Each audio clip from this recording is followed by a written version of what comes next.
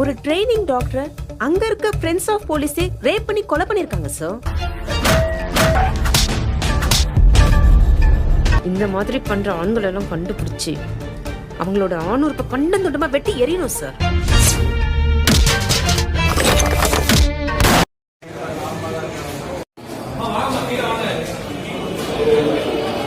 Sir படம் gift எப்படி இருக்குது சார்? படம் நல்லாவே தெரியுது.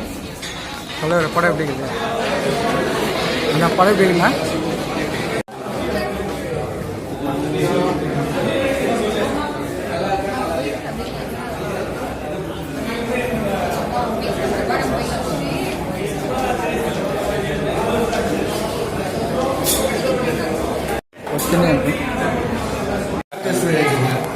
சார் படம் எப்படி இருக்கு?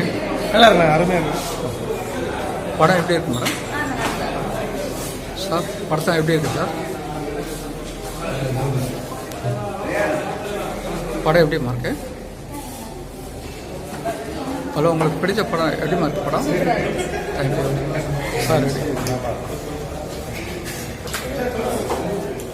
ஹலோ, இந்த படத்தை பற்றி ஏதாவது சொல்ல முடியுங்களா சார்? உங்கள் படத்தை பற்றி ஏதாவது சொல்ல முடியுமா? ஒரு மர்டர் நடக்குது, அதுக்கப்புறம் அது யார் பண்ணா ஏது பண்ணா அப்படிங்கிறது தான் வந்து படத்தோட ஸ்டோரி. சோனியா அகர்வால் வந்து ஒரு போலீஸாக பண்ணியிருக்காங்க. அவங்க தான் வந்து ஃபுல்லாக இன்வெஸ்டிகேட் பண்ணுறாங்க. இப்போ படம் பார்த்தீங்கன்னா ஒரு யூடியூபர் ஆக்சுவலாக வந்து இறந்துடுறாங்க.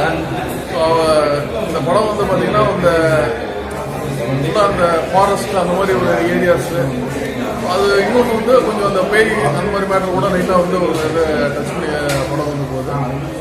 கடைசியாக வந்து ஆல்மோஸ்ட் ஒரு லாஸ்ட் கிளைமேக்ஸ் வந்து டோட்டலாக வந்து இந்த கேரக்டர் ரிவீல் அது வரைக்கும் வந்து ஆடியன்ஸ் வந்து ரிவீல் ஆகும். ஸோ சோனியா அகர்வால் நிறைய நோன் ஆர்டிஸ்ட் படத்தில் வந்து நிறைய கேரக்டர் பெருசாக சொல்லணும் அவசியம் கிடையாது. நான் அவங்களாம் வந்து காதல் கொண்டையில் வந்து வேறு ரேஞ்சில் மீன் அந்த செல்வராகவனோட ப்ராடக்ட் அவங்க. ஸோ அவங்களுக்கு வந்து அவங்க கூட நான் நடிக்கும் போது நடிப்பு பயமாக கற்றுக்கிட்ட ஒரு ஆக்டர் வந்து. ஸோ அவங்களோட போர்ஷன் வந்து அவங்க பக்காவாக தான் பண்ணியிருக்காங்க. இந்த குறைய நம்ம நல்லா இந்த குறையெல்லாம் நல்லாவே பண்ணேன். Thank you sir.